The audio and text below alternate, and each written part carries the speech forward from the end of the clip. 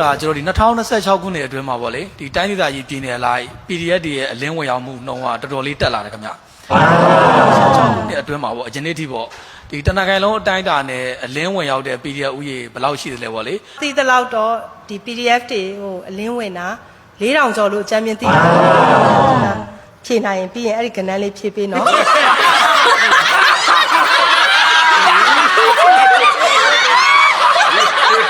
နောက်တစ်ချက်ကကျွန်တော်တို့ဒီရက်တရအတွင်းမှာကျွန်တော်ငြိမ်းချမ်းရေးဖိတ်ခေါ်တာတွေ PDF တွေအလင်းဝင်ကိုဖိတ်ခေါ်တာတွေရှိတယ်အဲ့တော့ဒီ PDF တွေနဲ့ပတ်သက်ပြီးတော့ဒီရက်တရအလွန်မှာနိုင်ငံတော်လေးနဲ့ဘယ်လိုဆောင်ရွက်သွားဖို့ရှိသလဲ ကွက်လို့ရိုက်သွားနိုင်တယ်ကွက်လို့ရိုက်သွားနိုင်တယ်ကွက်လို့ရိုက်သွားနိုင်တယ်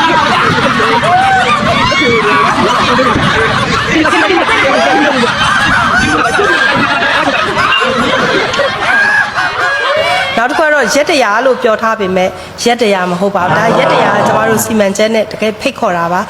ရက်တရားဘာထူးကြပါလဲရက်တရားမှာ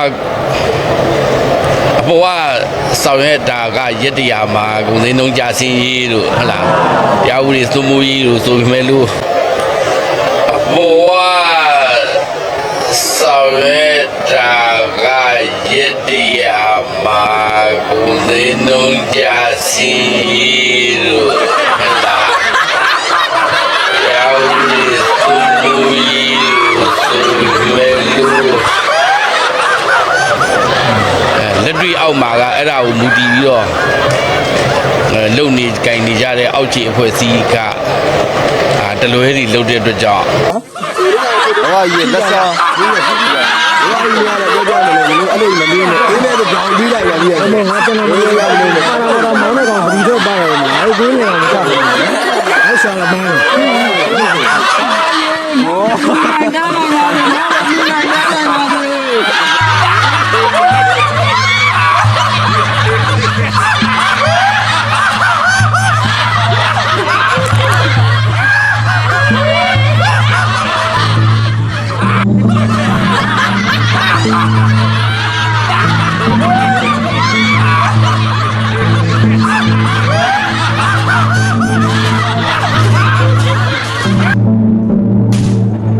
တကယ်ကလေးရွယ်တွေ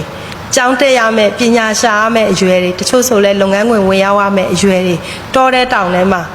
လာငါကောင်လာဘာပြူလားအေးစငါကြီးလိုက်လားဘယ်ငငယ်ရွယ်နဲ့ကွာငါလို့စစ်တိုက်နေဘယ်ငငယ်ရွယ်နဲ့ကွာငါလို့စစ်တိုက်နေကွက်လို့ရိုက်သွားနိုင်တယ်ကွက်လို့ရိုက်သွားနိုင်တယ်โอเคလာငါကောင်လာဘာပြူအေးစိတ်လာခဲ့အေးစိတ်တွဲခဲ့ငါကောင်လေးဝက်ကန်